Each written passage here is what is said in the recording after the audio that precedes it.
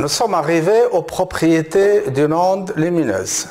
Pour représenter la lumière, prenons des ondes sinusoïdales sans spécifier pour le moment la dépendance spatiale.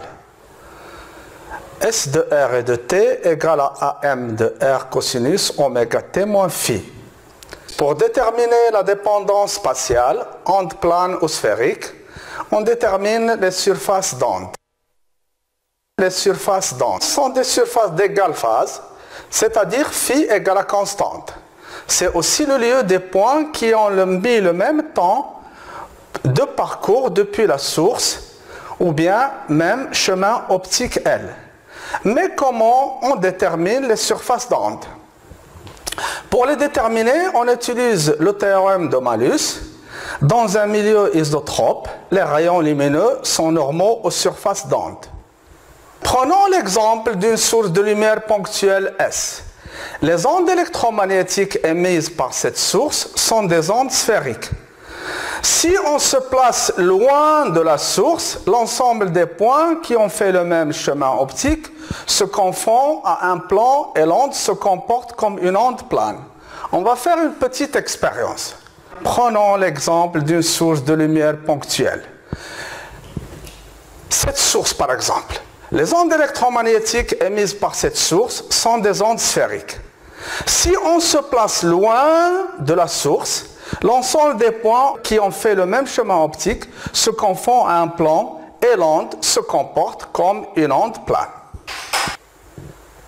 Passons maintenant à deux notions qu'on va utiliser souvent, qui sont la différence de marche et la différence de phase. Prenons deux points O et M situés sur le même rayon lumineux, soit phi de O et de T égale oméga T plus phi 0, la phase de l'onde au point O à T. Au point M, la phase est phi de M et de T égale oméga T moins oméga R sur V plus phi 0, plus que le point O et le point M sont distants de R, est égal oméga T moins 2pi sur lambda R plus phi 0, on a remplacé V par sa valeur, égale oméga T moins 2pi N sur lambda 0 fois R plus phi 0, on a remplacé encore lambda par sa valeur. La différence de phase entre le point O et le point M est delta phi égale à phi 0 et de T moins phi de M et de T égale à 2pi sur lambda 0 delta. Dans cette formule, lambda 0 est la longueur d'onde dans le vide et delta est la différence de marche géométrique.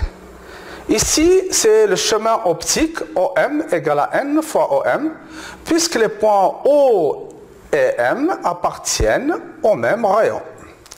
Mais la phase d'une onde électromagnétique peut présenter parfois une discontinuité.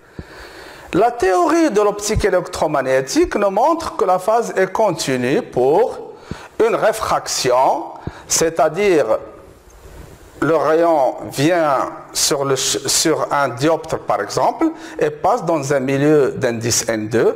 Quels que soient les indices N1 et N2, on a une continuité.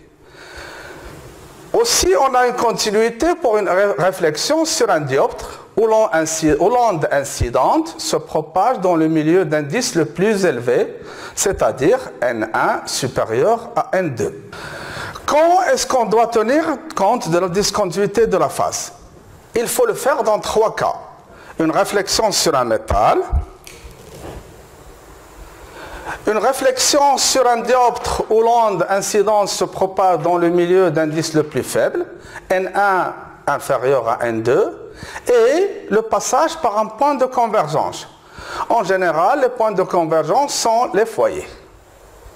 Quand la phase subit une discontinuité de pi, on doit tenir compte de cette discontinuité dans les calculs de la différence de phase et la différence de marche. La différence de phase devient delta phi égale à 2pi sur lambda 0 delta géométrique plus pi. Et la différence de marche devient delta égale à delta géométrique plus lambda 0 sur 2. Delta est la différence de marge géométrique et delta S est la différence de marge supplémentaire due à la discontinuité.